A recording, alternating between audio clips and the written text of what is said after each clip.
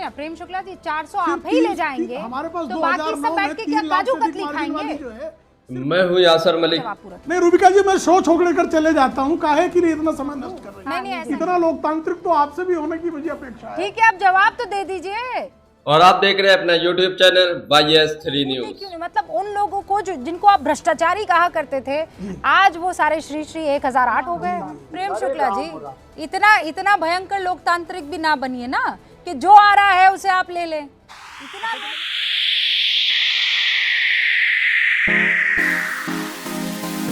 गोती मीडिया की एंकर रूबिका लियाकत ने आज तो कमाल ही कर दिया। बीजेपी प्रवक्ता से ऐसे तीखे तीखे सवाल पूछे। बीजेपी के प्रवक्ता प्रेम शुक्ला लाइव डिबेट में डिबेट छोड़कर भाग जाने की धमकी देने लगे, तो रूबिका लियाकत ने भी उन पर रहम नहीं किया और ज्यादा तीखे सवाल पूछे। अगर हर गोदी मीडिया का एंकर ऐसे ही पत्रकारिता करने लगे, ऐसे ही एंकरिंग करने लगे और बीजेपी के प्रवक्ताओं से सवाल करने लगे, तो शायद ही कोई बीजेपी का प्रवक्ता डिबेट में टिक सकता है। आप ये पूरी डिबेट जरूर देखकर जाइए। मानो ऐसा लग रहा था जैसे कि आज रूबिका लियाकत भूल गई है, उनका कुछ अलग ही खाकर आई है। आज क्या बात है, 400 पार के इस मुद्दे पर रूबिका लियाकत ने प्रेम शुक्ला की धज्जियां उड़ा दी है। वहीं पर समाजवादी पार्टी के प्रवक्ता मनोज काका ने भी इस डिबेट का खूब आनंद लिया। तो आप रूबिका लियाकत का ये नया अंदाज जरूर देखिए और पूरी डिबेट जरूर देखकर जाइए। प्रेम शुक्ला जी, 400 पार का नारा, क्या दक्षिण है इस बार आपका द्वार? और हाँ तो कितने कॉन्फिडेंट और कैसे लेकर आएंगे आप? कहां से कितनी सीटें लाएंगे? देखिए रूबिका जी, भारतीय जनता पार्टी आदरणीय नरेंद्र मोदी जी के नेतृत्व में राष्ट्रीय जनतांत्रिक गठबंधन को 400 पार का संकल्प पूर्ण करने में किसी प्रकार की समस्या नहीं होगी। यह जो हमारा संकल्प है इसकी पूर्ति होगी। जैसे आदरणीय मोदी जी ने 272 पार का नारा जब लगाया था 2014 में, तब हर किसी को उस पर आश्चर्य हुआ था, लेकिन जब 282 सीटें आई तो सारे हतप्रभ रह गए। इसी तरह से जब 300 पार का नारा आदरणीय नरेंद्र मोदी जी ने 2019 में लगाया, तब भी कोई विश्वास नहीं कर रहा था, लेकिन 303 सीटें भारतीय जनता ने जो है भारतीय जनता पार्टी की झोली में डालने का जनादेश दिया था। इसी प्रकार का जनादेश निश्चित तौर पर 400 पार का आदरणीय नरेंद्र मोदी जी के संकल्प की पूर्ति भारत की जनता करेगी। जब 2014 में हम लोग बात करते थे कि हम पूर्वोत्तर भारत में जो है भारतीय जनता पार्टी का परचम लहराएंगे, तो कोई विश्वास नहीं करता था, लेकिन आप देख रहे हैं कि पूर्वोत्तर भारत में भारतीय जनता पार्टी का परचम लहरा रहा है। जब तेलंगाना में हम कहते हैं कि सीटें जीतेंगे और विधानसभा में सिर्फ 2 सीटें हमारी 2019 में थी और 4 लोकसभा सीटें आई, तो हर कोई दांतों तले उंगलियां दबाने के लिए विवश हुआ। कर्नाटक की पराजय के बाद भी जब कर्नाटक में जनता दल सेकुलर और कांग्रेस की जो है वो गठबंधन के बावजूद भारतीय जनता पार्टी 28 में से 26 सीटें जीतने में सफल हुई, तो हर किसी के लिए आश्चर्यजनक था। आंध्र प्रदेश में इस बार जिस तरह से तेलुगु देशम और जो है हमारी जो है पवन कल्याण की पार्टी के साथ हमारा जो गठबंधन है, वो आंध्र में भी इस तरह से आश्चर्यजनक रिजल्ट देगा। तमिलनाडु में भी भारतीय जनता पार्टी जबरदस्त यश को प्राप्त करेगी। जी रूबिका जी, मुझे ये बताइए कि मतलब आप ये मान गए हैं कि उत्तर में जो है आपको इस बार झटका लगने वाला है, इसीलिए आप दक्षिण की तरफ जा रहे हैं? देखिए उत्तर में भी हमको जो है बीजेपी का परचम लहराएगा। और आप देख रही हैं कि उत्तर प्रदेश में जब सपा बसपा का गठबंधन हुआ था, तब भी भारतीय जनता पार्टी को 64 सीटें राष्ट्रीय जनतांत्रिक गठबंधन को जीतने में सफलता मिली थी। इस बार तो सपा और बसपा बुआ और बबुआ एक दूसरे के विरुद्ध है, तो उत्तर प्रदेश में हम 80 की 80 सीटें जीतने की स्थिति में है। आपने देखा कि किस तरह से मध्य प्रदेश में हम चुनाव जब हारे थे विधानसभा का, तब भी 29 में से 28 सीटें हमको जीतने में सफलता मिली थी। राजस्थान में 25 की 25 सीटें जीती थी, हिमाचल की 4 की 4 सीटें जीती थी, उत्तराखंड की 5 सीटें जीती थी। नहीं वो तो मैं समझ गई, लेकिन अब 25 में से 50 तो सीटें नहीं आएंगी ना भाई 10 साल के बाद मान लीजिए 25 में, लेकिन आपने कहा कम होंगी तो उसका उत्तर दे रहा हूं मैं। तो वो जो कम होंगी आपने एकदम कम होंगी तो मैं उसका उत्तर दे रहा हूं। मतलब 2+2 आपने इतना सोच समझ के आपने, और आपको पूरा यकीन है भाई। अभी तो आप you will test the water ना सर, आप तो एकदम 400 पार वाला, ये कहीं साइकोलॉजिकल वॉरफेयर तो नहीं है कि अब चर्चा इसी मसले पर होती रहे और बाकी ग्राउंड पर जो मामला है उस पर चर्चा ही ना होने पाए। देखिए ऐसा नहीं, ग्राउंड की बातें देखिए रूबिका जी, हम ग्राउंड की बातें ही कर रहे हैं। जब हमारे को 224 सीटों पर 50% से अधिक मतदान हाँ जनता ने 2019 में दिया, अब हम उम्मीद कर रहे हैं कि हम 300 सीटों पर 50% से अधिक वोट पाएंगे और 370 सीटें जो हैं भारतीय जनता पार्टी अकेले जीतेगी और 400 सीटें राष्ट्रीय जनतांत्रिक गठबंधन के घटक दलों के साथ जीतेगी। इसीलिए तो हम जो बातें कर रहे हैं दो वरिष्ठ पत्रकार यह यहाँ पर आए वास्तविकता हैं। की धरातल के अनुकूल कह रहे हैं। आपके दावे एक तरफ है और सच्चाई और ग्राउंड पर बातें एक तरफ है। नहीं, सच्चाई की बात कर रहा हूँ। सच्चाई रुबिका जी, अरे सर, 2002 एक 10 सेकंड और दे दीजिए। सुनिए ना प्रेम शुक्ला जी, 400 आप ही ले जाएंगे, हमारे पास तो बाकी सब बैठ के क्या काजू कतली खाएंगे? जो है सिर्फ एक सीट थी।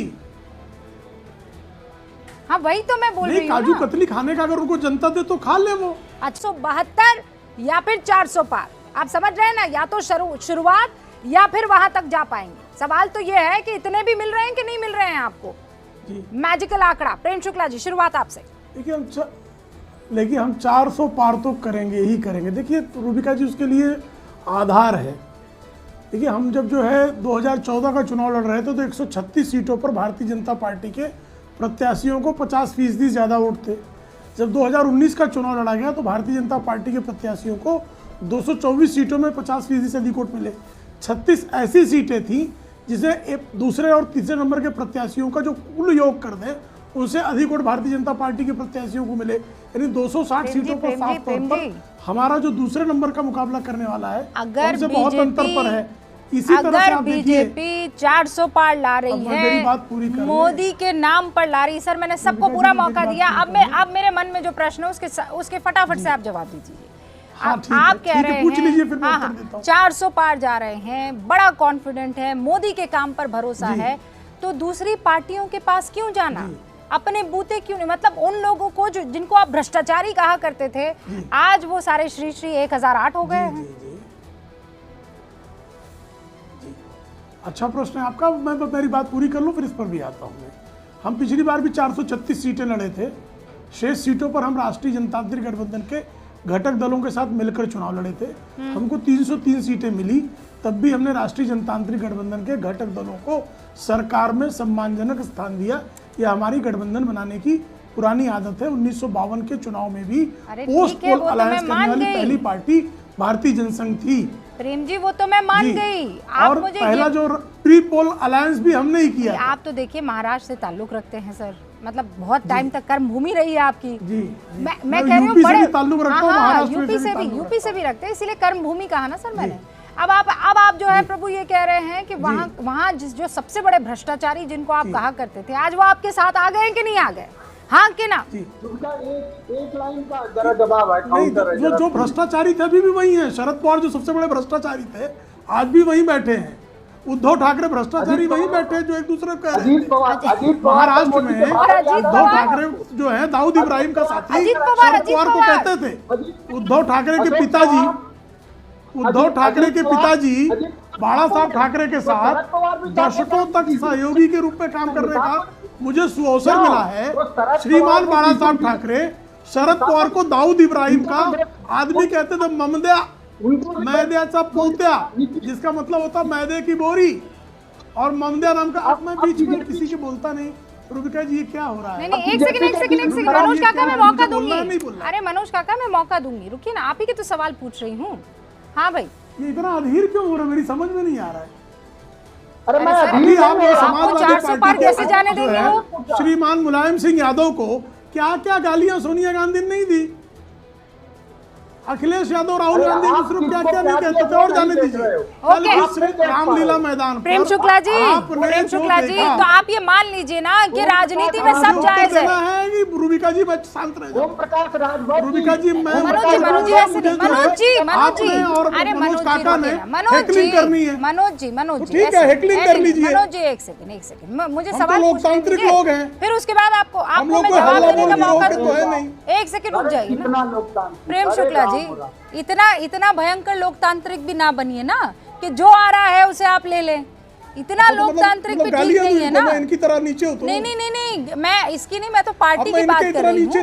मैं तो पार्टी की बात कर रही हूँ। कम से कम मर्यादा।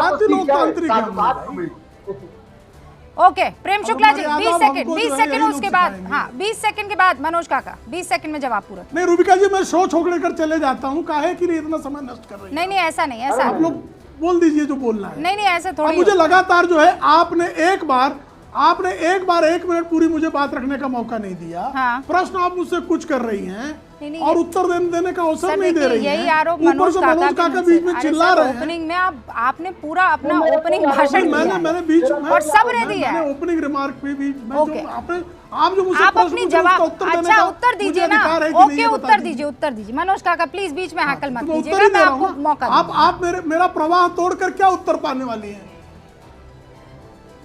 सर प्रवाही तो तोड़ा है, आपका सपना उम्मीद जी, थोड़ा ही तोड़ जी, दी है, हाँ, तो प्रवाही इसीलिए तो तोड़ा कृपा है ना। करके अवसर दीजिए ना। हाँ, ये मेरा भी अधिकार है ना कि मैं अवसर मांग लूं। हाँ लीजिए इतना लोकतांत्रिक तो आपसे भी होने की मुझे अपेक्षा है। ठीक है, आप जवाब तो दे दीजिए। जी देखिए, वही मैं जवाब दे रहा हूं। तो भारतीय जनता पार्टी जो है लगातार। वीडियो अच्छी लगी हो तो इसको लाइक करें। आपको रूबिका लियाकत का ये रूप कैसा लगा कमेंट करके हमें जरूर बताइए। अगर आप भी गोदी मीडिया का विरोध करते हैं तो हमारे चैनल YS3 न्यूज को सब्सक्राइब जरूर करें। हम 53 विधानसभा चुनाव हुए हैं 2014 के बाद, 30 में हम जीते हैं, तो हमारी जीत का 60% हमारा प्रतिशत है। हम लगातार अपना विस्तार कर रहे हैं और इसी विस्तार के नाते हमको विश्वास है कि भारतीय जनता पार्टी की सीटों की संख्या बढ़ेगी। तो दोस्तों आपने ये पूरी डिबेट देखी, आपको ये डिबेट देखकर कैसा लगा अपनी राय कमेंट बॉक्स में जरूर देकर जाइए। रूबिका लियाकत ने आज जो बीजेपी के प्रवक्ता प्रेम शुक्ला से सवाल किए हैं, तीखे सवाल किए हैं, अगर ऐसे ही गोदी मीडिया का हर एंकर सवाल करने लगे तो शायद ही बीजेपी के प्रवक्ता जो है इस तरीके से मुद्दों को भटका सकते हैं। आपको रूबिका लियाकत का ये अंदाज देखकर कैसा लगा अपनी राय कमेंट बॉक्स में जरूर देकर जाइए। क्या बीजेपी इस बार 400 पार होगी या वो सत्ता में फिर से लौटकर आएगी या फिर सत्ता भी हासिल नहीं कर पाएगी, इस पर अपनी राय जरूर देकर जाइए। आपको क्या लगता है?